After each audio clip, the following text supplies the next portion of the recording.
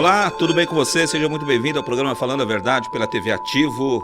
A partir de agora eu vou te fazer companhia. Quero agradecer toda a audiência que vocês vêm nos dando aí todas as segundas-feiras no nosso programa Falando a Verdade. Obrigado mesmo. Já quero agradecer você que também vem nos acompanhando de fora da cidade. Olha, eu tenho recebido elogios lá do Paraná. Bruna do Paraná, muito obrigado pela audiência que você tem nos acompanhado aí. O Carlos lá de Santa Catarina também tem nos acompanhado. Obrigado pelo carinho e pelas mensagens que tem destinado aqui a TV Ativo. TV Ativo que vem reformulando toda a sua programação, vem trazendo coisas importantes. Lembrando você que a partir do dia 28, se eu não me engano, dia 28 de setembro, nós estaremos aqui fazendo o programa Opção, que vai entrevistar os candidatos a prefeitos e vereadores da sua região. Então, a partir do dia 28, 8h30 da noite, aqui na TV Ativo, você vai poder acompanhar de perto as ideias, as opções, o formato que cada um candidato a vereador e prefeito da sua região vai estar trazendo de benefício para você, que é, esse ano, o voto decisivo. Você decide esse ano como vai ser a sua cidade a partir de 2021. E hoje não poderia ser diferente. Hoje eu estou trazendo no programa Falando a Verdade, ele que é secretário jurídico da Prefeitura de Ferraz de Vasconcelos, um dos homens mais respeitados aqui da região, e a gente vai bater um papo em relação à nossa cidade da forma jurídica. E é sempre um prazer falar com o senhor, doutor Bruno Daniel. Seja bem-vindo à TV Ativo, seja bem-vindo ao programa Falando a Verdade. Boa noite, Marquinhos. Boa noite a todos que estão em casa nos assistindo. É uma oportunidade de prestar esclarecimentos de como a prefeitura funciona, de como que a cidade é gerida e entender um pouco o papel do jurídico dentro da prefeitura. Agradeço a oportunidade à TV Ativo da gente poder falar hoje e conversar a respeito disso. Muita coisa que a gente vai discutir hoje. O senhor assumiu a secretaria quando, doutor? Em julho de 2017. Julho de 2017. Estava bagunçado lá, não? Estava bem bagunçado, viu, Marquinhos? Havia uma desorganização documental muito grande na prefeitura e isso tinha consequências graves para o resultado, para o serviço, para a prestação de serviço da prefeitura e para a população. Como é que foi assumir uma prefeitura que já vinha com desgaste, não só financeiro, mas o jurídico muito forte dentro da cidade? Assumiu a secretaria, viu aquela bagunça, como é que foi a primeira ação que a Secretaria do Jurídico tomou lá para poder botar a casa em ordem? Pessoalmente foi muito difícil, né? Fui o secretário mais jovem entre os secretários do prefeito. Assumi, eu tinha 30 anos na época, né? Perdi alguns cabelos nesse tempo que eu fiquei lá. Mas a primeira ação foi estabelecer normas e regras de procedimento para a atuação dos funcionários, dos servidores. O que acontecia? Havia uma desorganização muito grande em se dizer qual que era o papel de cada servidor lá dentro da prefeitura, inclusive dos departamentos. Havia muita confusão, duas pessoas às vezes fazendo o mesmo trabalho ao mesmo tempo, e isso é que nem você escalar um time de futebol e não dizer as posições de cada jogador. E aí um jogador que está na zaga corre para o ataque, o atacante vai para a zaga. É óbvio que isso não dá certo, tem consequência, o time não vai ganhar a partida. É a mesma coisa para a prefeitura. Se você não tem os funcionários com o papel correto, cada um sabendo o que tem que fazer, inclusive você não consegue nem cobrar metas de trabalho deles, porque se você não sabe o que você tem que realizar e executar, como que você pode cobrar uma meta, se programar e planejar as ações? Nós sabíamos, por ser morador da cidade, que essa prefeitura estava bem bagunçada. Não só em relação a isso, mas também foram feitos alguns contratos lá de uma forma totalmente desorganizada, principalmente seletistas, né? E era possível contratar, a justiça, ela permite você contratar no regime de seletista naquela época? Então, ou hoje? Na verdade, assim, a forma de contratação seletista seria a questão do trabalhador temporário. Você só pode contratar trabalhador temporário na administração pública em situações excepcionais, né? E era feito como regra. Esses contratos de temporários acabavam se tornando contratos permanentes. E isso também gerava um passivo judicial muito grande, porque havia um ajuizamento enorme de ações trabalhistas, e isso acabava também impactando o jurídico e o caixa da prefeitura tendo que pagar indenizações trabalhistas. Isso fugindo totalmente do padrão da prefeitura, do Poder Executivo hoje da cidade. Inclusive, a gente tinha um problema muito grande de não pagar os servidores corretamente da prefeitura, né? Pagava o salário atrasado. Inclusive, quando a gente chegou em 2017, nós estávamos mais ou menos 1 mês e meio de folha atrasada, em dezembro, né, para janeiro. Inclusive, o prefeito teve que aguardar vir o dinheiro do IPVA, da cota parte que o governo do estado encaminha para a prefeitura, para conseguir completar o caixa e pagar a folha de servidores. Então, essa inobservância, não observação dos direitos dos servidores da prefeitura, isso gerava uma demanda, gerou um passivo muito grande na justiça, por causa que as pessoas vão lá e cobram os direitos e com razão. Isso a gente está falando de pessoa física. Quando a gente parte para pessoa jurídica, um prestador de serviço. Inúmeros contratos não pagos, né? A prefeitura tinha um hábito de desapropriar, Marquinhos, os imóveis e não pagar os proprietários. Pagava a primeira, a segunda parcela e ia lá dava um chapéu no proprietário. Aí os proprietários vinham e entravam na justiça para cobrar. E isso tem indenizações milionárias para a prefeitura hoje pagar, um passivo jurídico bem elevado por causa das desapropriações que não foram pagas. Se eu não me engano, até o prédio da prefeitura ali passou por esse trâmite ou está nesse trâmite jurídico? Sim, ainda? O prédio da prefeitura, entre outros lugares, né? Foram feitas muitas desapropriações ali próximo à Avenida Brasil, que nenhuma foi paga, e isso gera, por exemplo, a área onde é a fábrica de lixa foi desapropriada.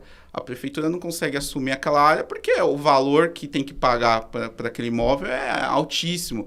Então, lá na época do Jorge, teve a loucura de querer desapropriar aquele prédio, que retira empregos da cidade e, imagina, ter que pagar, indenizar toda a fábrica para...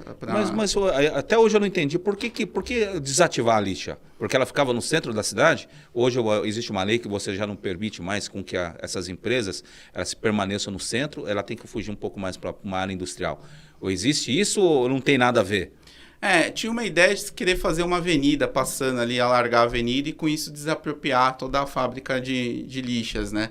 E isso é um valor altíssimo. Casas Bahia, toda aquela região. A prefeitura não tinha caixa para isso na época. Desapropriou, tirou funcionário que tinha emprego fixo lá, né? Só me corrija se eu estiver errado. Aquela área, ela virou o que agora?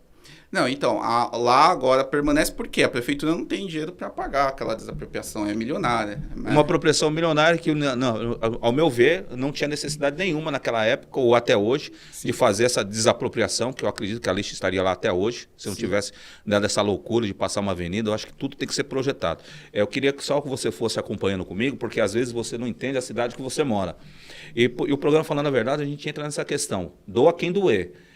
Quer sentar, quer conversar, vamos falar a verdade, não vamos aqui omitir. Opinião pessoal minha, eu já tinha essa opinião, por que tirou a lixa dali, se naquela época não tinha necessidade e hoje nós somos obrigados a indenizar e uma indenização milionária. Pelo jeito vai correr muito tempo ainda, né, doutor? Sim, tudo que a gente faz no passado, lá atrás, está repercutindo agora. Então as pessoas precisam compreender que as ações que a gente faz, elas têm repercussão lá na frente. Muitas vezes acaba pegando governos posteriores. Então, hoje, o presente hoje é o futuro do que foi lá o passado. E o que a gente vive são essas dificuldades decorrentes desses mal atos de gestão que ocorreram lá atrás. A gente continua no centro, a gente só atravessa a rua. A gente vem para aquele centro de convenções lá, todo mundo se pergunta na internet, aí as pessoas quando a gente perguntam, por que não se constrói nada naquele prédio abandonado? Por que não derruba? Que aquilo ali deveria ser feito alguma coisa para o povo? Enfim, são perguntas que o povo que não acompanha o que aconteceu ali com aquele prédio, não entende. Existe uma ação ali, né, doutor? Sim. Isso tem até um link com o que nós estávamos conversando. Ali no caso, você tinha a prefeitura, era lá antigamente. Sim. Houve uma ideia maluca de demolir todo o prédio da prefeitura e era histórico ali, se eu não me engano. Histórico. Né? Prédio histórico. Desapropriou o lugar onde é hoje a prefeitura. Olha que loucura. Tirou a Câmara de lá também. Tirou. Inclusive a Câmara até hoje paga aluguel. Até hoje paga aluguel. Nunca foi construído o novo prédio da Câmara. Então são ideias que você vê que deram errado. Você desapropriou, você tirou aquele prédio que era da prefeitura, demoliu ele, construiu a prefeitura em outro lugar que não sequer tinha sido terminado de pagar, né, para o proprietário. E o centro de convenções, houve ali um problema na obra muito grave, né? Uma questão referente à própria estrutura do prédio e a forma como a obra foi executada, porque houve a contratação de uma empresa e quem acabou executando a obra, a obra foi a própria frente de trabalho da prefeitura, né? E houve uma condenação por improbidade, né? Tanto para os gestores da época, o Jorge e a empresa. E o que acontece que as pessoas precisam entender? o tempo da justiça não é o nosso tempo, muitas vezes. A justiça, ela demora para apreciar as questões. E aquela área em específico, ela estava sob júdice, havia necessidade de realização de prova pericial para avaliar a questão da estrutura, né, pelo Poder Judiciário, e a questão do superfaturamento. Então, não tinha como a prefeitura ir lá mexer naquilo, porque é que nem mexer no local do crime, depois que na cena do crime, não pode. Não pode. Então, aquilo ali era um lugar a ser preservado para as perícias judiciais. E só recentemente que ocorreu a perícia, né, no ano passado, e agora que teve a sentença, a primeira fase ainda de conclusão do processo. Então, assim, o tempo da justiça é o tempo do Poder Executivo, a vontade a gente tem, né, de poder arrumar, mexer, mas muitas vezes a gente não pode, porque aquele lugar está engessado para discussões jurídicas. Isso é muito comum, não é só o centro de convenções, existem outras obras da cidade que estão paradas, que a gente não consegue mexer, por quê? Veio o dinheiro, né, o recurso, que muitas vezes vem do governo federal, né, por meio de convênio com a prefeitura, para se executar uma escola ou uma creche. E muitas dessas obras paradas, o que aconteceu? Veio o recurso, veio R$1 milhão, por exemplo, né, se gastou 700 mil, e aí quando foram medir a obra, só tinha 30% executado. E aí o governo federal falou, não vou mais repassar dinheiro enquanto vocês não concluírem, chegarem à fase que nós estamos aqui do que já repassou de dinheiro. Então, isso é um caso muito comum que aconteceu aqui na prefeitura. Então, como é que depois você entra e põe mais dinheiro numa obra dessa, que veio já o recurso, se gastou, acaba pagando 2 vezes pela mesma obra? Aí vem aquela pergunta que a gente sempre fala, né? Todo o povo fala e as pessoas têm falado muito isso quando a gente entra num banco de discussão, politicamente falando, as pessoas questionam, mas o Zé conseguiu trazer as certidões, por que ele não buscou recurso? Aí a gente volta para aquela questão. Isso tem que ficar claro, isso tem que ficar muito claro. Falou, o Zé conseguiu colocar a casa, decretou um estado de calamidade financeira, né, comecinho de janeiro aí para fevereiro, entrou com essas questões. Então, não era só colocar a certidão em ordem, não é só isso. A certidão em ordem podia buscar recursos para a cidade. Como é que você vai buscar recursos para a cidade? Com metade das obras toda parada, travada judicialmente. Como é que você faz isso? Sim, olha que questão complicada. O entendimento hoje é que para você poder pegar novos recursos, você tem que concluir as obras que estão paralisadas. Você precisa prestar contas. Parte dessas obras estão judicializadas, é impossível prestar contas delas, porque os documentos sumiram, ou houve, quando você vai analisar, o dinheiro que foi repassado não bate com o que foi executado. Então, você precisa concluir, investigar e responsabilizar essas pessoas que fizeram isso e conseguir concluir essas obras, injetar mais dinheiro. E você sabe que quando uma obra fica parada há muito tempo, sai mais caro. Claro, lógico. Terminar do que fazer uma do zero. E fora aplicar 2 vezes, né? Porque Sim. o recurso para aquela obra já veio. Sim. Para onde foi, só Deus sabe, mas o recurso para aquela obra já veio. Mas se eu quiser concluir essa obra, eu preciso investir, que a prefeitura invista, a prefeitura, só me corrija se eu estiver errado, a prefeitura tem que desembolsar para poder concluir. Porque ela não pode ir, por exemplo, no Estado, pedir mais uma emenda para poder concluir uma obra que já liberou o recurso. Sim. Ou estou enganado? Sim, isso é que nem querer colocar gasolina boa num motor que já está ruim. Não é que você vai colocar gasolina aditivada que o motor vai passar a funcionar melhor. Então, você pega muitas dessas obras que houve desvio, houve má execução, projetos deficientes, só que você precisa concluir ela para poder receber novos recursos. E, ao mesmo tempo, você vê que o preço que vai custar para você injetar mais recurso ali é exorbitante, custa o dobro.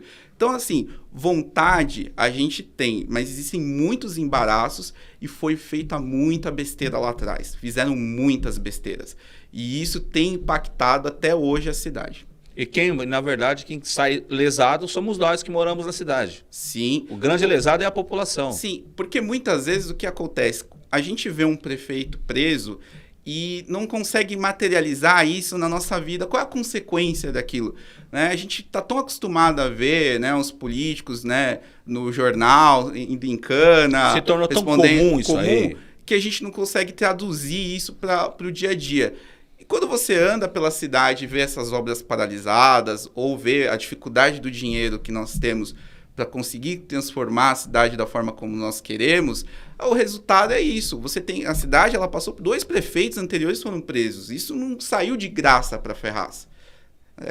O fato da pessoa ter sido presa, ela só significa o início que está começando a ser feito justiça, mas não quer dizer que a gente conseguiu recuperar o dinheiro, por exemplo, ou que a gente tenha conseguido sair dessas armadilhas burocráticas criadas por esse desvio de recursos que ocorreu lá atrás.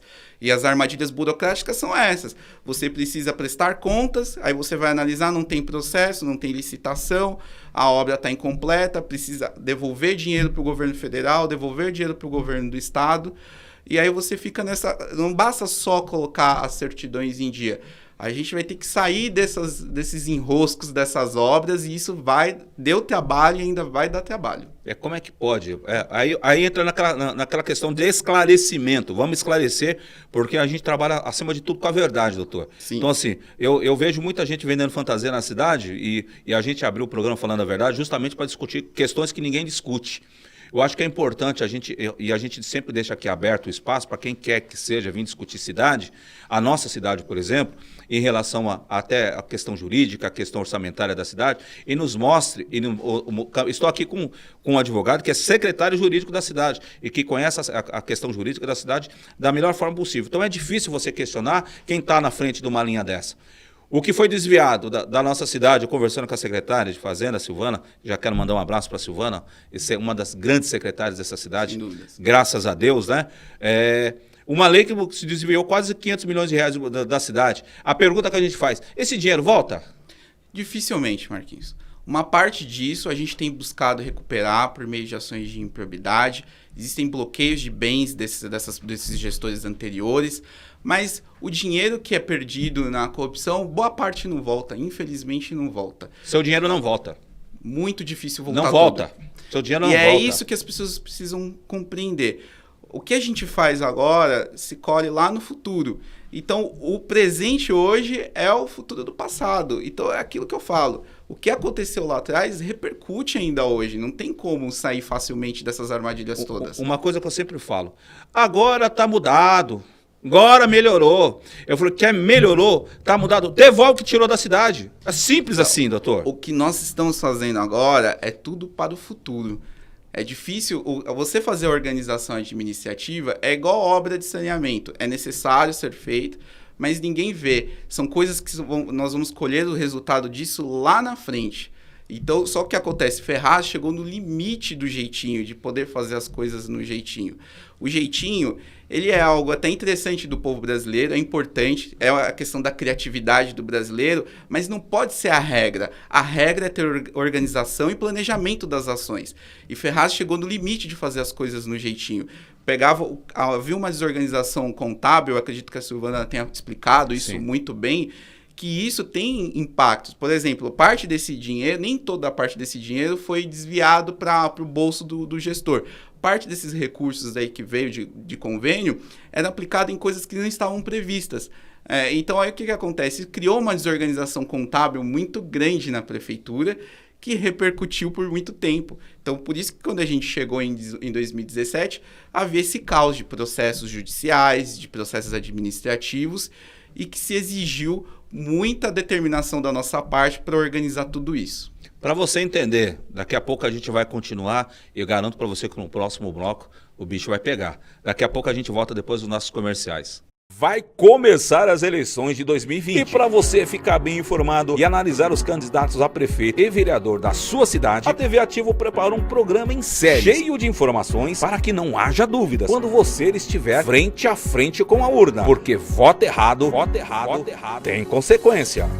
Olá, eu sou o Marquinhos Kinder. E eu sou o Marcos Vecchi. Eu vou entrevistar todos os candidatos a prefeito. E eu os candidatos a vereadores. Você não pode perder um único programa. Porque aqui na TV Ativo você fica muito bem informado. Não se esqueça, a partir do dia 28 de setembro, às 8h30 da noite. O programa Opção vai apresentar a você candidatos a prefeito e a vereadores da sua cidade. Fique ligado. Fique ativo. Porque nas eleições de 2020, a gente se encontra aqui na TV Ativo.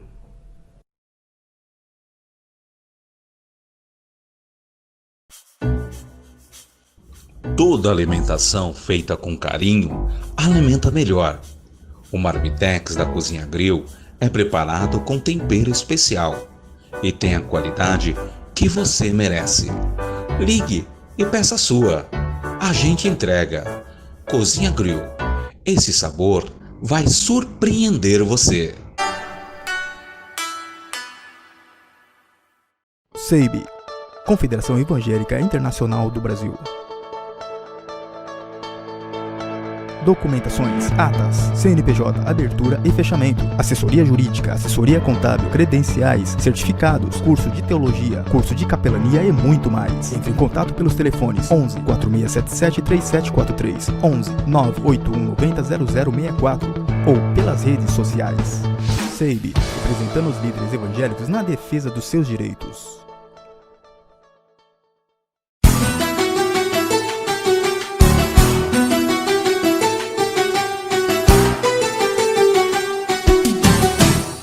Estamos de volta com o programa Falando a Verdade pela TV Ativo. Continue compartilhando o nosso programa aí. Para você que nos assiste, o nosso muito obrigado. Para você que vem comentando embaixo, continue comentando, deixando a sua pergunta.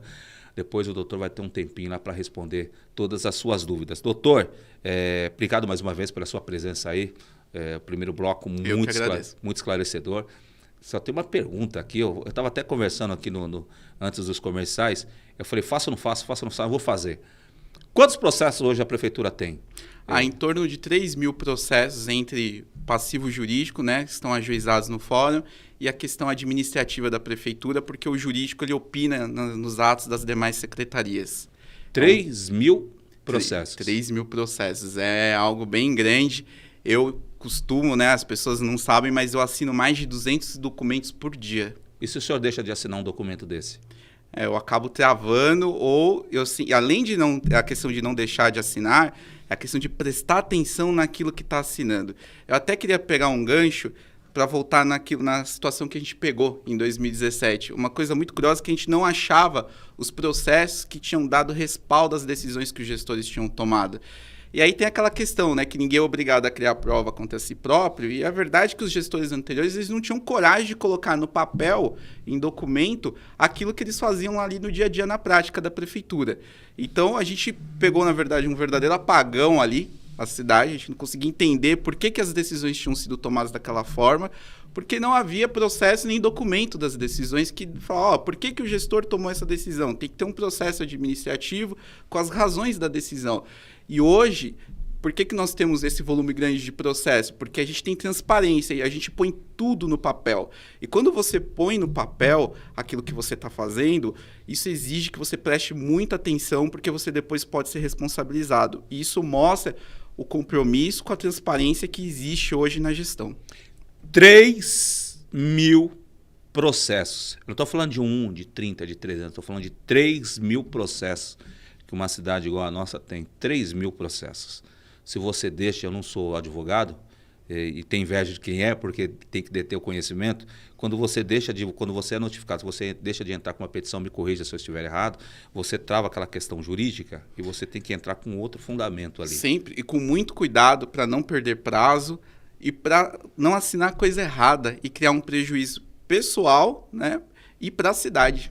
3.000 processos, a gente coloca em 3 anos e meio aí, 3.000 processos, 10 processos por dia, 10 processos por dia, são coisas que não me entram na cabeça. Sem direito a erro, Marquinhos. Basta Sem direito a erro. Processo errado para causar... Uma vírgula errada, um entendimento errado. Para a cidade e para mim também. É inacreditável isso, é inacreditável. É uma responsabilidade muito grande, mas a gente tem consciência disso, por isso que a gente trabalha com muita seriedade. Eu falo assim, o gestor público ele tem que ter responsabilidade com aquilo que ele pega. Sim. Se ele não tiver responsabilidade, compromisso com o povo, ele não tem que virar gestor. Ele não tem que virar gestor. Eu não tenho que virar gestor porque eu acho bonitinho ser prefeito da cidade. Eu não tenho que virar gestor porque hoje eu sou referência, eu sou o líder da cidade. Ele não está entendendo que além do dinheiro público, ele está lidando com pessoas, ele está lidando com sonhos, ele está lidando com objetivos. Olha o quanto que a nossa cidade deixou de ganhar, olha o quanto a nossa cidade deixou de prosperar, doutor. Sim, a questão da responsabilidade ela é grande porque toda vez que nós lá no jurídico estamos analisando um processo, a gente tem na consciência que aquilo ali envolve mais de 200.000 pessoas, que é a população da cidade. Então, a gente tem que tomar muito cuidado com o que está fazendo para não prejudicar as pessoas. Um ato que a gente faz, a gente pode prejudicar muita gente se a gente fizer da forma errada. Isso me revolta porque nós pagamos hoje, nós falamos a cidade, que somos nós que pagamos impostos dessa cidade, mais de 6 milhões de reais por mês. mais de 6 milhões de reais por mês que poderiam ser utilizados para outras coisas. E deixa eu falar uma coisa para você. Hoje, quando a prefeitura compra alguma coisa, ela compra com o próprio dinheiro. Sim. Ela compra com o próprio dinheiro. Aí você tenta me explicar aí qual foi a mágica feita com 3 anos e meio de mandato, e as pessoas questionam, mas poderia ter feito muita coisa. Eu quero que você senta nessa cadeira e me mostre como poderia ser feito outras coisas na cidade, como o governo pode ser inerte. Se a gente pega uma prefeitura que estava parada há mais de 15 anos, doutor, e se a gente não dá a sorte de pegar uma gestão comprometida com a questão pública, eu vou falar que hoje a gente estaria muito pior. Sim. Tem 2 pilares. Ter seriedade naquilo que está fazendo, na análise dos documentos e das escolhas, e saber que o que você não pode assumir compromissos que não podem ser honrados. Então, a prefeitura, no passado, ela assumiu muitos compromissos, obras que, de fato, a prefeitura não teria capacidade de pagar, que deixou também pela metade, e isso tudo a gente procurou evitar ao longo da gestão. Isso, óbvio, tem é nítido que a gente vai ter um impacto político, porque as pessoas, elas medem os gestores através das obras que são feitas e as obras que são visíveis, né? Uma ponte, uma escola, um hospital. Mas a gente procurou, nesse mandato, deixar as contas em ordem e parar de fazer o que fazia antes, que era chegar sem nem ter pago as obras anteriores e iniciar novas obras. E aí isso vai virando uma bola de neve que uma hora explode. E explodiu nos últimos anos. E que gerou todo esse transtorno e toda essa dificuldade de fazer essa reconstrução administrativa. Tem um preço político que é a dificuldade das pessoas entenderem a importância do que foi feito. Porque você tem que vir aqui e explicar tudo isso para a sociedade entender. Porque é muito mais fácil medir a gestão vendo obra na rua, vendo ponte, ruas recapeadas, mas isso tudo teve uma dificuldade de ser feita pelo que foi acontecendo no passado. E não dá para medir. Eu acho que assim não dá para medir. Nós ficamos muito tempo parados, sem grandes obras, e eu falo, quando a gente paga 6 milhões por mês, eu fico imaginando que a gente podia colocar em lazer, entretenimento, né? Cursos para a cidade. Hoje nós temos a FATEC, e falando de FATEC, eu não tenho como não puxar um assunto para a ETEC, que fica no início da nossa cidade. Ali a gente entra, do lado esquerdo, vê aquele prédio todo destruído, acabado, né, jogado as traças ali, parece que a gente está entrando. Quando a gente entra ali, parece que a gente está entrando numa cidade sem lei, quando a gente entra por ali. Quando a gente olha para aquele lado esquerdo, e todo mundo questiona, mas ninguém vai a fundo para saber o que realmente foi. Olha, poderíamos fazer aqui, poderíamos fazer aqui. Agora a gente vai poder falar na questão jurídica daquele prédio. Sim. A questão jurídica, que é o que nos interessa. Ali é uma questão até semelhante da parte documental do Centro de Convenções e de outras obras. O que acontece? Ali houve uma desapropriação lá atrás para a construção dessa parceria com o governo do estado da ETEC. E, por causa da desorganização que havia antes, gerou-se uma discussão a respeito se o local que desapropriou era efetivamente onde foi construída a ETEC. E isso ficou sendo discutido na justiça até pouco tempo atrás. Aí o que aconteceu? Acabou, o governo do estado, ele optou por transferir a ETEC para dentro da FATEC e devolveu aquele prédio para nós. E aí, nesse imbróglio, quando a gente foi analisar, a gente não tinha certeza se o prédio, de fato, tinha sido construído numa área da prefeitura. Por isso que aconteceu aquela situação ali. Mas já houve a perícia, o processo judicial esclareceu que a área pertence a quem é o proprietário verdadeiro da área. Porque outra coisa também, até hoje aquela desapropriação não tinha sido paga na integralidade. A prefeitura desapropriou e não pagou o proprietário. Então hoje a gente sabe quem é o dono, então a gente sabe que a gente pode construir e vai pagar para a pessoa certa. Então, inclusive, daqui a um tempo vai ter providências naquele lugar. Vou fazer uma pergunta para você que está em casa nos acompanhando aí. Curto e grosso, você tem um terreno, você tem uma área. Eu vou lá, compro a sua área, parcela em 30 vezes, dou a primeira e deixo de pagar. O que você vai fazer? Entra na justiça. O que você vai fazer? O terreno é seu. A propriedade sua, você ganhou com o seu suor. Eu fui lá, acreditei, falou, vou mandar para uma gestão, vendi o terreno para você. Você não me paga. Qual que é o meu procedimento? O que eu tenho que fazer?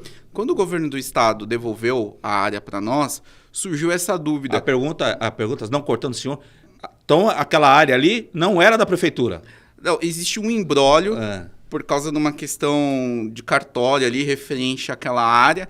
Quando a área voltou para a prefeitura, a gente esperou analisar a questão judicial para ter certeza, porque senão a gente vai lá, constrói num lugar que não é nosso e aí depois tem que pagar duas vezes por aquilo, né? E aí a gente, só que agora está tudo esclarecido, né? A titularidade da área e a quem realmente a prefeitura tem que pagar por aquele imóvel. Isso sabia.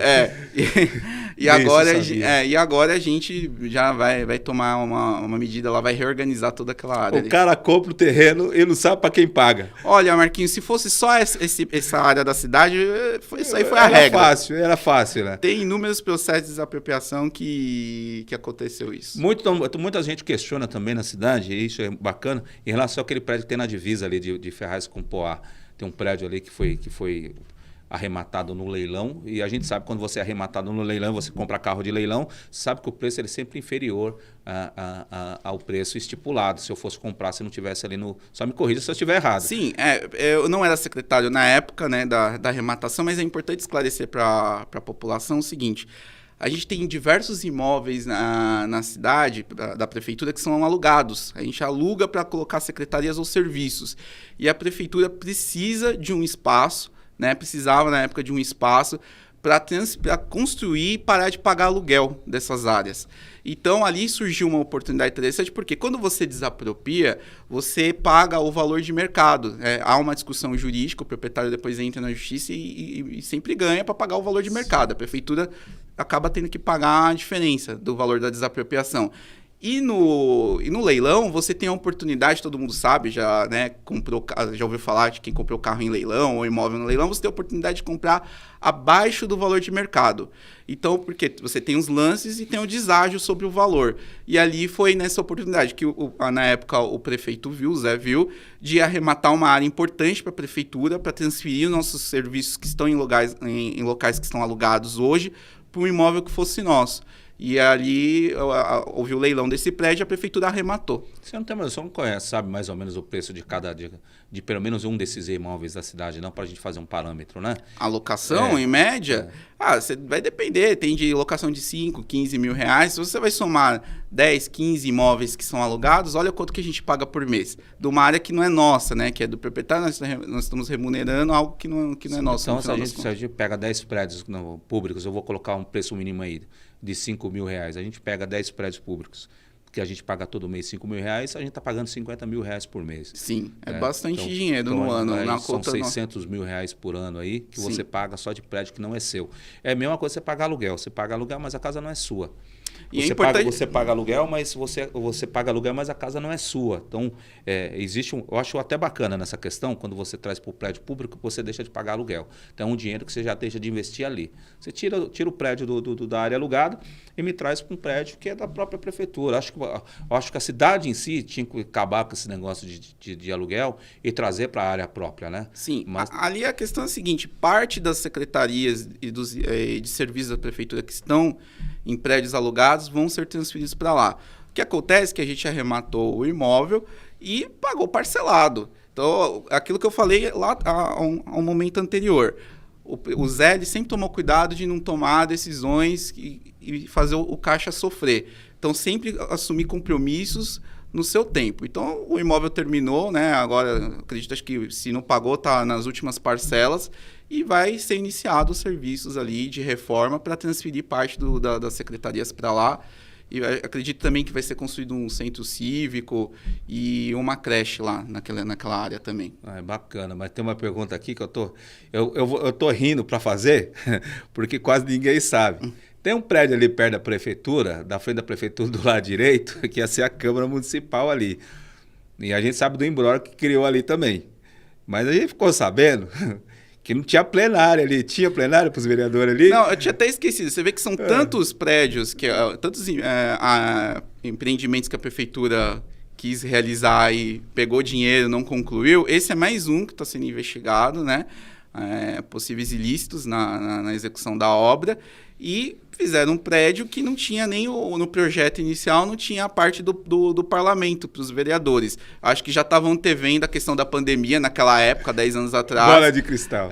E que ia ser tudo por videoconferência e esqueceram de fazer a parte que mais importante de uma casa de leis, né, que é o parlamento. Como é que você me monta uma Câmara? Tem que rir.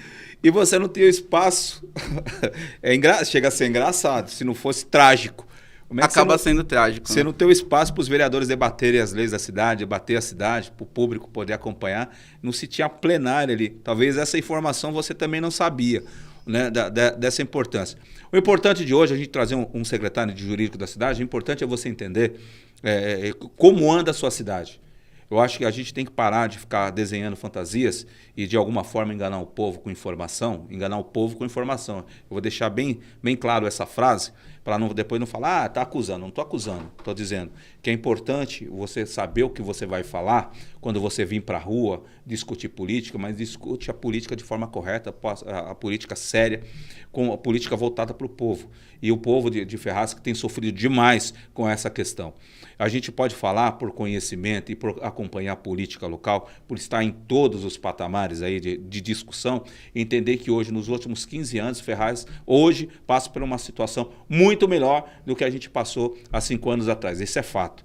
Quando você fala da cidade, quando você fala em desvio de dinheiro, quando você fala em prefeito preso, quando você fala em vender fantasia, essa ideinha de falar assim, nós precisamos retomar a cidade como era antes. Deus me livre e guarde! Não, pelo amor de Deus, não use essa frase. No nosso tempo, a cidade era maravilhosa. Não, a cidade de vocês era uma porcaria, para não falar outro nome mais feio. O povo de Ferraz precisa entender que nós precisamos retomar. E uma decisão sua agora, errada, pode acabar com o trabalho que foi feito lá na frente. Estamos no Estado democrático de direito. Todas as pessoas têm que vir discutir política, trazer o melhor para a cidade.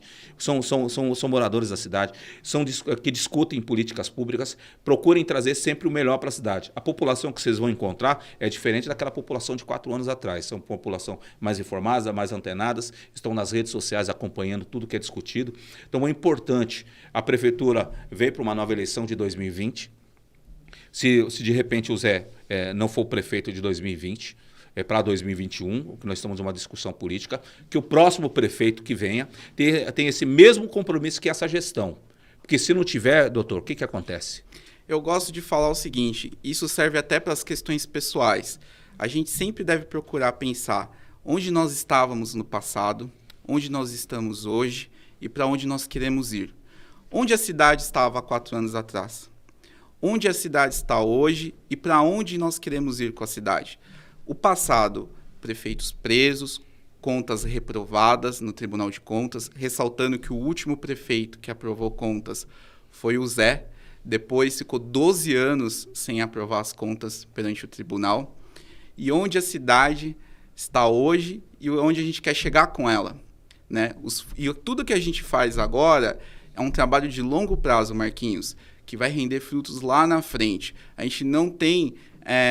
a gente fez uma gestão não querendo fazer algo fake, um cenário de Projac, de novela, né? A gente buscou fazer coisas que fossem concretas, que era organizar a cidade para que aí sim, lá na frente, aquilo que fosse realizado fosse para ser permanente e não obra que começa bonita e depois vira um esqueleto assombrando a cidade.